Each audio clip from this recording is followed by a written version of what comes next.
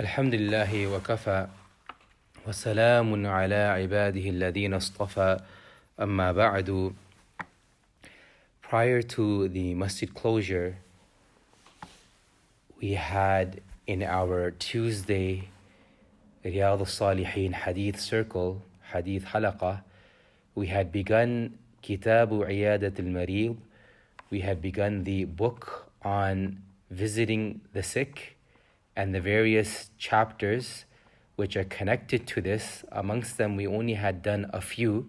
We had done Babu Iyadat al-Marid, the chapter of visiting the sick, and there we learn of how the Prophet ﷺ commanded us. Bara ibn Azib says, with several things, and one of that would be Iyadat al-Marid, to visit the sick.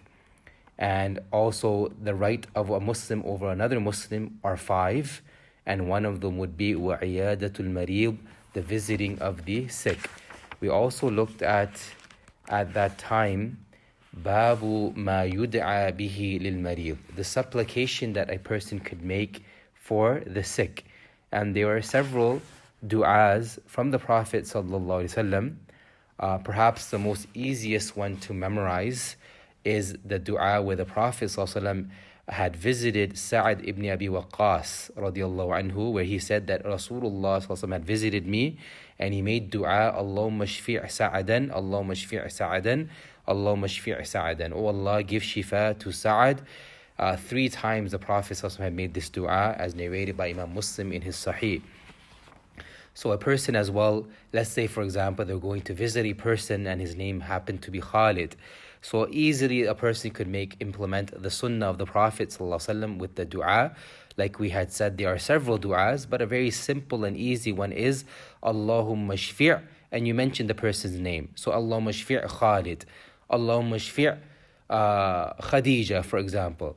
So a person would say Allahumma, oh Allah, ishfi', give shifa, and you mention the person's name and say it 3 times, and inshallah this will be a means of dua which will be accepted for them, and it will be a means of shifa and reward for you who has made this dua. We also looked at that time the chapter of istihbab su'ai ahl al-marid an halihi, that it's mustahab to ask the family of the sick in regards to how the sick person is doing.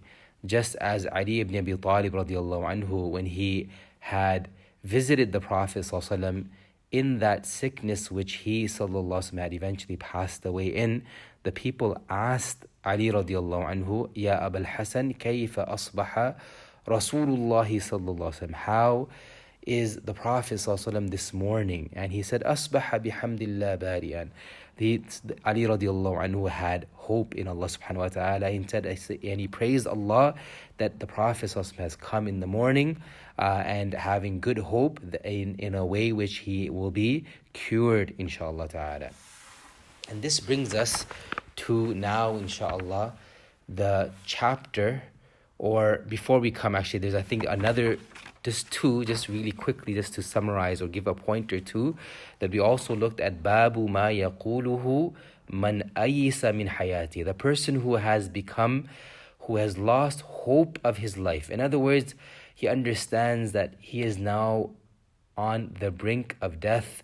The signs of death have been indicated towards him, and now that is what his focus is. And that's a dua where the Prophet ﷺ also had come to understand that he would also be leaving this world and returning back to Allah. And we learn that from Aisha radiallahu anha that the Prophet ﷺ, while lying and leaning upon Aisha radiallahu anha, had mentioned that يقول اللهم اغفر لي وارحمني وألحقني بالرفيق الأعلى متفق عليه. Oh Allah, forgive me. Oh Allah, forgive me and have mercy upon me. وَأَلْحِقْنِي بِالرَّفِيقِ الْأَعْلَى, and let me join with Ar-Rafiq al-A'la, with the high and exalted Allah, because Ar-Rafiq is one of the names of Allah subhanahu wa ta'ala, the companion. And that's the companion that we are looking to please, That's the to be with, and the being who we are, who belongs, everything in the heavens belongs to him subhanahu wa ta'ala, ar-Rafiq. And the Prophet was making dua that he joined Allah subhanahu wa ta'ala in the akhirah, in Jannah. And another interpretation, some take it to mean the company of the angels, the prophets, martyrs, and the righteous. So the point is, at the hour of death, man should cut off his link with the world completely and united with the hereafter by seeking divine forgiveness. The Prophet ﷺ aimed at moral elevation and abundance of goodness. Otherwise, he was protected by Allah and immune against sinning. We also learned the Prophet ﷺ's hadith when he would be in the throes of death as well, that he would make dua, he would place his hand in a vessel and ثُمَّ يَمْسَحْ, and he would then wipe his head with that water, and he would make dua, Allahumma a'inni ala ghamaratil maut wa sakaratil maut. Oh Allah, help me over pangs and agony of death. Oh Allah, help me over pangs and agony of death. There was one last chapter which we didn't read, but the chapter heading would have been the chapter of the excellence of instructing the patience of the family to be kind with the sick person and the one who serves that person, and to be patient with any difficulty which comes from the sick person at that time because of their difficulty, because of the death that lurks them, etc., and their situation. So a person then is asked to be patient, to have ihsan towards goodness towards them, and to advise family members in that regard. And that's a time where, on one occasion, a lady from Juhayna, she came to the Prophet ﷺ and she was pregnant from zina. And she had explained to the Prophet ﷺ, and she wanted the law of Allah subhanahu wa ta'ala to be implemented upon her, the had. And the Prophet ﷺ explained to her wali, her guardian, ahsin ilayha, that treat her in a well manner. And when she then would come and give birth, then come to the Prophet ﷺ, return back to Rasulullah ﷺ, and then only the command and the had which Allah subhanahu wa ta'ala has given for this action, it was executed upon her, and then the Prophet ﷺ had made the Salatul Janaza upon her. But the point and the idea of how it's connected to this chapter is that the one who is in a type of sickness, or the one who is facing death, then a person should advise that family to treat them in a well manner and to be patient with the situation and circumstances that they are faced with, specifically in connection to the actions and the statement and the situation and the condition of the sick person. This brings us, inshallah, to a new chapter altogether, and that is Babu Jawazi Qawlil Marid Ana Waji'un, the chapter of the permissibility of the sick person to say that I am in pain. أو شديد الوجع, or I am in severe pain. أو موعوك, or I am suffering from a fever. Or ورأساه, or a person who says that I have a headache, I have pain in my head. ونحو ذلك, etc. وبيان أنه لا كراهة في ذلك إذا لم يكن على سبيل التسخط وإظهار الجزع. And the explanation as well, that there is nothing disliked in this regard, so long as that is not an expression, or it's not being said out of displeasure. A person is challenging the decree of Allah Ta'ala, or impatience. Rather, a person is advised and instructed and exhorted to exercise patience in this situation. But if it's just simply for information and informing others without complaining or showing displeasure to Allah's decree, nor being impatient or showing a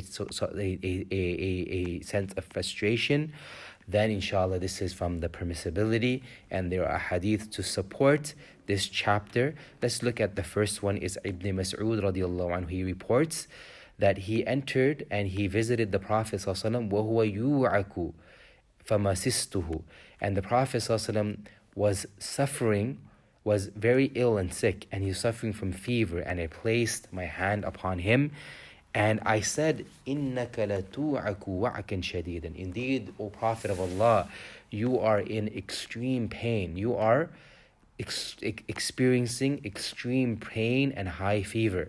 And the Prophet ﷺ said, فَقَالَ أَجَلْ إِنِّي أُوعَكُ كَمَا يُوعَكُ رَجُلَانِ مِنْكُمْ. Yes, indeed and more certainly, my pain and my difficulty and my fever is equal to two men amongst you. Muttafaqun alayh. So the Prophet ﷺ, this hadith explains, he was a human being, and he did face difficulty, and he did feel pain as well, and sickness. And it also explains to us that yes, it's permissible to explain or share with another person's one's feelings of how they feel. And Sa'ad ibn Abi Waqqas radiallahu anhu, he also says that جاءني رسول الله صلى الله عليه وسلم يعودني من وجع اشتد به, that the Prophet ﷺ visited me when I was suffering from severe pain, a pain which was severe upon me. And I said that بلغ بي ما ترى, that you see what has afflicted me, what has met up with me. وَأَنَا ذُو مَالٍ, and I am a person who possesses wealth. وَلَا يَرِثُنِي إِلَّا ابْنَتِي, and no one will inherit me except my daughter. وَذَكَرَ الْحَدِيث مُتَّفَقَ عَلَيْهِ. Then the hadith is mentioned, but this part of the hadith where the Prophet had visited his companion, and the companion had explained his situation and his circumstance, and here we find that the Prophet ﷺ did not object to that, so that's why it's permissible to explain to another person how one feels. Al-Qasim ibn Muhammad Qasim ibn Muhammad, he says that Aisha radiallahu anha said, wa ra'sahu, oh, I have such severe head pain. فقال النبي صلى الله عليه وسلم بل أنا ورأسه, rather I have even more severe of a headache, of head pain. So Aisha had, so this is an indication that this was to explain or to express how a person feels to another. This is perfectly fine, provided that the intention is not to complain against the will of Allah and point out one's sorrow or frustration. Rather, a person is advised to be in line and be satisfied. Of course, a person could make effort to come out of that situation, but essentially is to be content of what Allah has decreed, to come to grips in that regard, and also, of course, make effort to get that cure and take the permissible means to do so. And a person should not be frustrated. Rather, a person should, inshallah, exercise patience to the best of their ability. We also find now, inshallah, coming to another chapter, chapter 150, Babu Talqeen al-Muhtadar La ilaha illallah, the chapter of exhorting, encouraging the one who is in the throes of death to say La ilaha illallah. And it's not, as our scholars say, that a person says that say La ilaha, instructing or commanding the person. Rather, a person encourages by simply repeating it, and inshallah hope that the dying person as well will just recite along, will say it along. So a person just simply says La ilaha illallah, La ilaha illallah, Muhammadur Rasulullah. And inshallah the dying person will also just saying it along with him, instead of instructing and saying say La ilaha illallah. Because if a person may do that, and that's at that time, at that situation, the sick person, the dying person, what if person rejects or says no? Then a person, inshallah, would not want that type of situation. But that's how it's explained, to make talqeen, that a person simply just softly, gently say it, and in hope that inshallah they will automatically repeat it with the person who's reciting it to them. Mu'adh radiallahu anhu, he says that Rasulullah sallallahu alaihi wasallam said, "Man kana akhira kalamihi la ilaha illallah dakhala al-jannah," that the one whose last statement is La ilaha illallah, then this person will enter Jannah. And this could be a means of all his sins being forgiven, and Allah Ta'ala forgiving all his sins, and he goes straight to Jannah. Or it could be meaning that a person has died on Islam and Iman, for he has taken the Shahada, especially at the last moment that the Prophet ﷺ is highlighting here. And if Allah subhanahu wa ta'ala wants to take him to account and task for all the sins that the person had committed, or if Allah decides not to first take him, may Allah Ta'ala protect, to Jahannam and to be purified. But because of that last statement of La ilaha illallah, indeed, inshaAllah, there will be a time which will come, will benefit this person, and he will be taken out of Jahannam and will be granted Jannah and eternal success. Abi Sa'id al-Khudri radiallahu anhu, he narrates that Rasulullah sallallahu alaihi wasallam had said, in a narration recorded by Imam Muslim, لَقِنُوا مَوْتَاكُمْ لَا إِلَهِ إِلَّا, that the Prophet sallallahu alaihi wasallam instructed that exhort your dead at the time of death to say La ilaha illallah. لَقِنُوا مَوْتَاكُمْ, exhort, encourage your mawta, your death, those who are in the throes of death, on the brink and the verge of death, to say La ilaha illallah. And like we mentioned, it would be said that to say it in a way that a person recites it, and they will automatically recite it after hearing it from you. So we come now, inshallah, to our last chapter, which has only one hadith in it for this week, inshallah, and that is Babu ma yaquluhu ba'da taghmid al-mayyit, that after the eyes of the deceased is shut, after a person shuts the eyes, closes the eyes of the deceased person, then what should a person say? So Salama radiallahu anha, she says that the Prophet ﷺ visited Abi Salama وَقَدْ شَقَّ بَصَرُهُ, and his eyes were open after he died, right? Because the eyes, they follow the soul, and they are open. And one of the etiquettes is that when a person has passed away, has died, that those who are there, they would shut the eyes of the deceased person. فَأَغْمَضَهُ, just as the Prophet ﷺ had done. ثُمَّ قَالَ, and then the Prophet ﷺ said, إِنَّ الرُّوحَ إِذَا قُبِضَ تَبِعَهُ الْبَصَرُ, indeed, the soul, when it is taken, when it is removed at the time of death, تَبِعَهُ الْبَصَرُ, then the eyes follow the soul. And it seems like, and what I understand is that the soul moves towards a up direction, right? It moves towards a direction above, and that's why the eyes, they become fixed on that, and they are open at the time of death. فَضَجَّ نَاسٌ مِنْ أَهْلِهِ, and the people then who were the family of Abu Salama, they had given out a cry, and they began to weep. فَقَالَ لَا تَدْعُوا عَلَى أَنفُسِكُمْ إِلَّا بِخَيْرٍ, the Prophet ﷺ, he instructed them that do not supplicate for yourselves anything but good. Do not supplicate anything for yourselves, anything but good. فَإِنَّ الْمَلَائِكَةَ يُؤَمِّنُونَ عَلَى مَا تَقُولُونَ, because indeed and most certainly the angels, they say Ameen upon that which you are saying. They say Ameen upon your dua. ثُمَّ قَالَ, then the Prophet ﷺ made a dua, and this dua, of course, was for Abi Salama, but it could be made for any person soon after they pass away. And in fact, any other time after that as well, it's always a dua that a person could make for their deceased.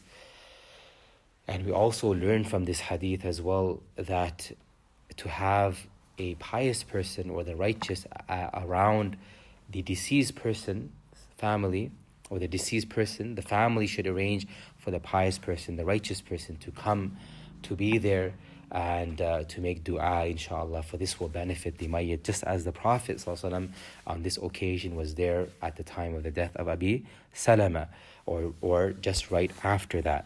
And what's the dua that the Prophet ﷺ had made? Allahumma ghfir li Abi Salama, O Allah, forgive Abi Salama, warfa' darajatahu fil mahdiyyin, and raise his status amongst those who are rightly guided. وَخْلُفْهُ فِي عَقِبِهِ فِي الْغَابِرِينَ. And be the Khalifa, be the one who will, oh Allah, you be the one who will oversee, right? Oversee after Abi Salama, after the deceased, in regards to those who have been left behind. So in this case, Abi Salama was a person of responsibility. Perhaps he had dependents, those who were under his care. The Prophet ﷺ is making dua that, oh Allah, you, and of course Allah always is the supervisor, but you have your special attention, oh Allah, upon those who has left behind. وَاغْفِرْ لَنَا وَلَهُ يَا رَبَّ الْعَالَمِينَ.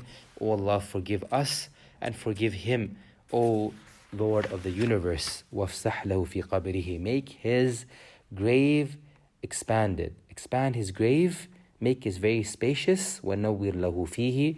And give him light, divine light therein. And what's that dua again? Allahumma ighfir li Abi Salama warfa' darajatahu fil mahdiyyin واخلفه في عقبه في الغابرين واغفر لنا وله يا رب العالمين وافسح له في قبره ونور له فيه. So this was Rawahu Muslim. So this brings us to the last hadith for today, inshallah, in our session. Next time, inshallah, next week, we'll look at Babu ma yuqalu inda al-mayyit wa ma yaquluhu man mata lahu mayyit. That the chapter of what will be said, ma yuqalu inda al-mayyit. What will be said in the company, in the presence of the deceased person, and wa ma yaquluhu man mata lahu mayyit. And the one who a deceased person has passed within their family, within their friend circle, that what should a person then say at that time as well. وَجَزَاكُمُ اللَّهُ خَيْرًا وَآخِرُ دَعْوَانَا الْحَمْدُ لِلَّهِ رَبِّ الْعَالَمِينَ.